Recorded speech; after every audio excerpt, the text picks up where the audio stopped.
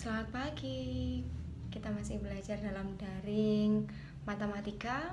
Di minggu ke-6 kita masih belajar secara online, jadi masih belum bisa ketemu di sekolah. Tapi saya harap kita masih bisa belajar dengan baik.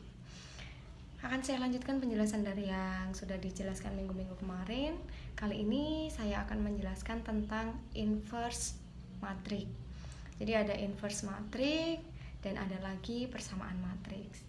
Untuk lebih jelasnya, sudah saya buatkan sedikit catatan-catatan kecil sama seperti minggu kemarin yang bisa kalian pelajari atau tuliskan ulang di dalam buku catatan kalian masing-masing. Kita perhatikan dulu untuk catatan-catatan kecil yang sudah saya siapkan.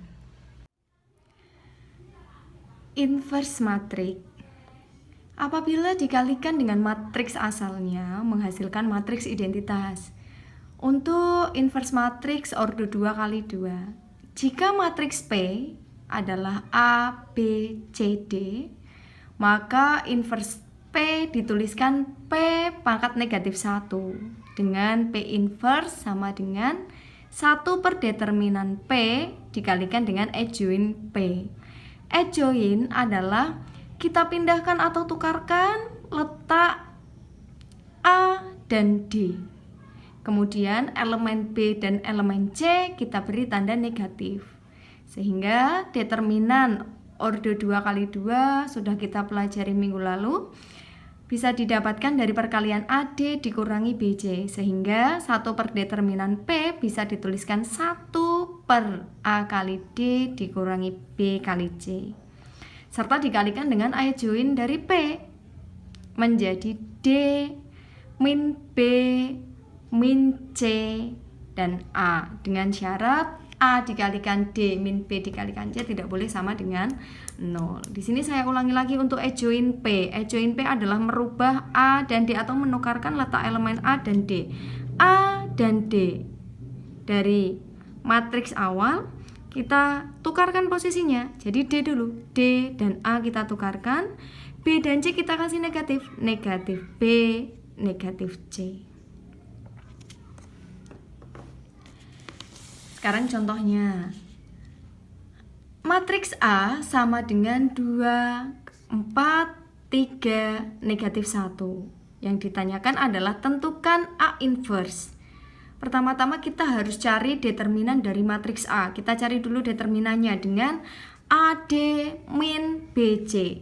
Ini AD dikurangi BC. A-nya 2 kali negatif 1 dikurangi 4 kali 3 sama dengan min 2 min 12 sama dengan min 14. Baru kita cari A inverse-nya. A inverse sama dengan 1 per min 14. Kita tukar letak A dan D. Negatif 1, 2. 4 dan 3 kita kasih negatif. Negatif 4, negatif 3 tanpa kita rubah posisinya. Baru kita kalikan 1 per negatif 14 dengan elemen-elemen yang ada pada matriksnya. 1 per negatif 14 kali negatif 1. Kita tuliskan negatif 1 per negatif 14. Elemen kedua, negatif 4 per negatif 14. Elemen ketiga, negatif 3 kali negatif 14. Elemen keempat, 2 per negatif 14. Maaf, jadi saya ulangi lagi ya.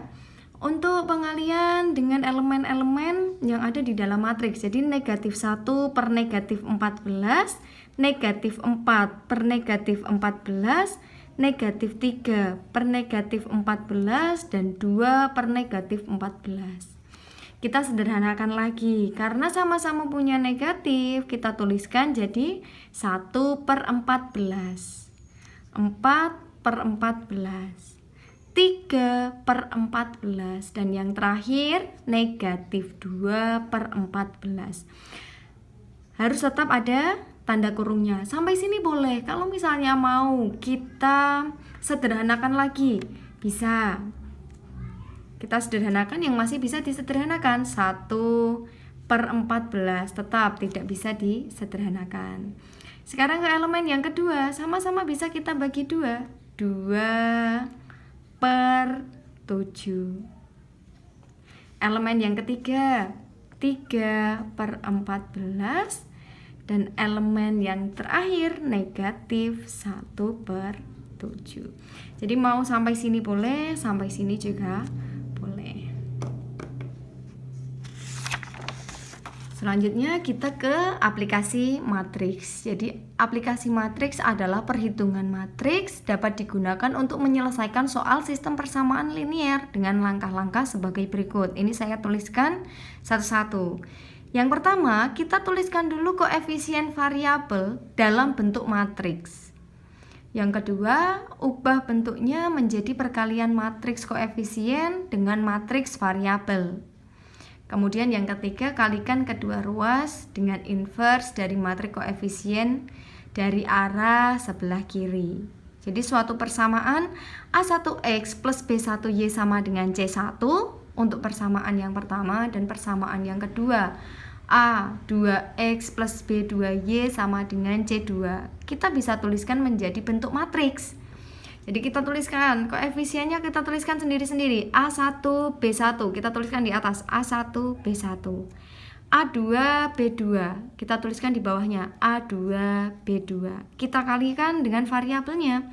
Karena variabelnya ada 2X dan Y, kita letakkan X Y. Kemudian hasilnya adalah C1 C2. Kita tuliskan C1 C2. Sehingga dari matriks ini kalau dikalikan masih ke perkalian matriks. Kemarin perkalian matriks adalah mengalikan elemen-elemen yang saling berkorespondensi. A1X plus B1Y sama dengan C1. A2X plus B2Y sama dengan C2. Bisa jelas ya? Kemudian kita ke persamaan matriks. Jadi persamaan matriks itu nanti ada dua. Yang pertama, A dikali X sama dengan B. Kita cari X-nya. X sama dengan A inverse dikali B. Perhatikan, A-nya ada di depan. Sehingga mencari nilai X, A inverse-nya juga harus ada di depannya matriks B. A inverse baru dikalikan B. Kemudian persamaan yang kedua, yang ditanyakan adalah, yang diketahui adalah X kali A sama dengan B. X-nya ada di depan, X kali A sama dengan B.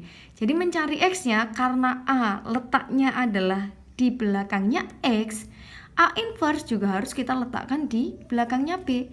X sama dengan B dikali A inverse. Perhatikan, A di depan, A inverse juga harus di depan. A di belakang, A inverse juga harus diletakkan di belakang.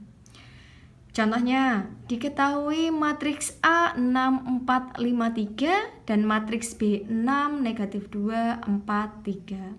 Tentukan nilai X jika X dikalikan A sama dengan B. Kita cari A inverse dulu yang pertama. A inverse sama dengan 1/18 min 20 dikalikan 3, negatif 4, negatif 5, 6. Ketemu 1 per negatif 2, 3 min 4, min 5, 6. Ini tidak perlu kita kalikan dulu, tapi kita bawa ke persamaannya. X dikali A sama dengan B, sehingga X sama dengan B kali A inverse. Matriks B kita tuliskan 6, min 2, 4, 3. Dikali 1 per negatif 2, 3, min 4, min 5, 6. Min setengah, ingat perkalian skalar. Negatif setengahnya bisa kita letakkan di paling depan. Min setengah dikalikan perkalian matriks biasa. 6 kali 3 tambah negatif 2 kali negatif 5. Elemen berikutnya 6 kali negatif 4 tambah negatif 2 kali 6. Elemen berikutnya 4 kali 3 ditambah 3 kali negatif 5. Dan elemen yang terakhir 4 kali negatif 4 ditambah 3 kali 6. Didapatkan min setengah dikalikan 28, negatif 36, negatif 3, 2. Dari sini baru kita kalikan masing-masing elemen dengan negatif setengah. min setengah kali 28, min 28 per 2, min 36 per min 2, min 3 per min 2, dan 2 per min 2. Kita sederhanakan, min 14, 18, 3 per 2, negatif 1. Bisa ya? Saya rasa untuk hari ini penjelasannya cukup sekian. Jadi silakan dituliskan rangkuman kalian di buku tulis kalian masing-masing, kemudian jadikan PDF dan kirimkan ke Google Classroom. Untuk pertemuan minggu depan kita agendakan untuk ulangan, jadi pelajari dan jangan sampai ada yang terlambat untuk masuk ke kelas. Terima kasih, sampai ketemu minggu depan. Selamat pagi.